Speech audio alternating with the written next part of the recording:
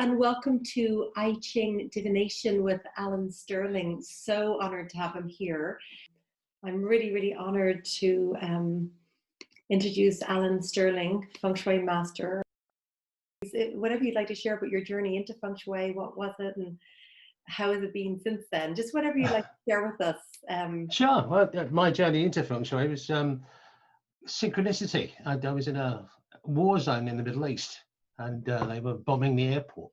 So to take my mind off the tanks running around the apron, I got a book from the local bookshop inside the airport, and it was James Clavell's The Noble House, which I've always had a passion for Oriental studies. I saw two words in there, which was Feng Shui at that time, and I just had to go and find out what it was. So when I got back to the UK, I went to the library and asked for what books on Feng Shui, which I'd never heard of. I got confused between origami and Kama Sutra, and everywhere in between. So it was quite difficult to start at that time. Actually, in that year, Thomas Lin Yun had started what's called Black Hat Feng Shui in America, in Berkeley, California. I liked that for a bit. I went back to classical Chinese Feng Shui, which is really the source. So the American system has been around since '86. Traditional Chinese Feng Shui has been around for millennia. And it's all been synchronicity since then. I started my own school when my clients were fascinated by the results they were getting and wanted to learn Feng Shui for themselves. So it wasn't something I planned to do. I just kind of fell into it. Actually, my whole journey through Feng Shui has been that synchronicity throughout. So it's good to be here today. No, it's wonderful to have you here. It is amazing how you just like fall into it and you just keep falling into it, you know. Absolutely, yeah. Yeah, I think that's there for all of us. We just have to be aware of the path that unwinds before us.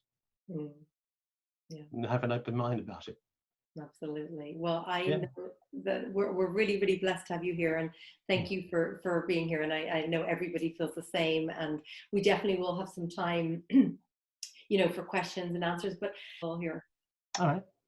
So the I Ching is the oldest book in existence. It's been around for thousands of years. There's actually been 3 versions of it, which according to classical Chinese myths and history were handed down by what's called the Sage Kings. So you'd know them as Feng Shui, who gave us the original trigrams. There was also Shang and Huang Di, who passed on versions of the I Ching to the different dynasties that came since about 2000 BCE. I'm sure you all know about the trigrams. So the original trigram was given to a mountain tribes, and that started with the mountain trigram of Gen. The next, that was for the Xia dynasty around about 2000. Then it came into the Shang Dynasty, which lived on the plains, and their I Ching started with Kun, the Earth trigram.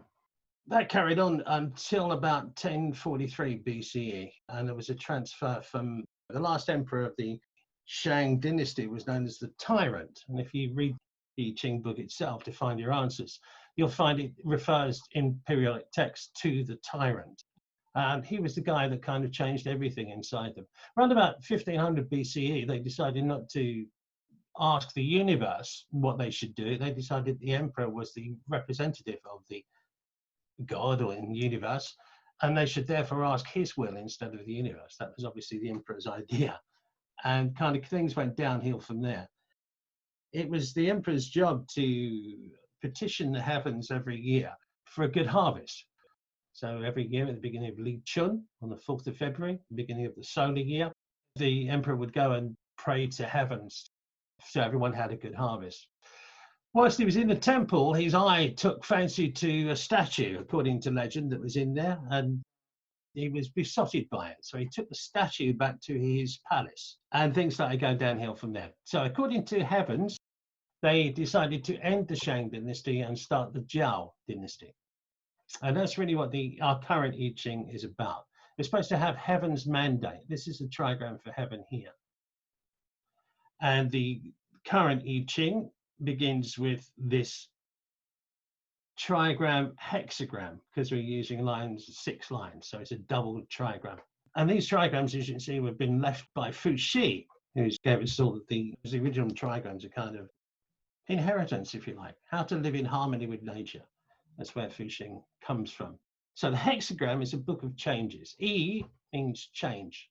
It's actually the E character was based on a chameleon, a lizard, that was said to be the master of its environment because it could blend into different environment. I Ching itself means classic. So it's the classic book of changes. And it's all about change. It's all about petitioning the universe to find out what it is you should do. Traditionally, I don't know if you've done any Ching readings before, but it's based on 6 lines. So we double a trigram. So we've got 8 trigrams here. If we double it up, that gives us 8 times 8, which is 64 hexagrams. And that's what we have inside the I Ching. From 1 to 30, so hexagram number 1 to 30, it's all about the decline of the Shang Dynasty. And from 31 to 64, it's all about the climb, the rise of the Zhao Dynasty. In Chinese terms, they don't call it the I Ching, they call it the Jiao Yi, because that's what it's about, the changes that happen now. And when you refer to the text for your answer, it's historical. It's a bit like Sun Tzu, for instance, which was adopted by the Japanese, basically road mapping the human mind, saying that under any particular condition, we would do this or that. That's amazing. And I'm going to stop share so we can see you, because I can't see you. There you go. Okay. That was absolutely amazing. Thank you so much. You're welcome.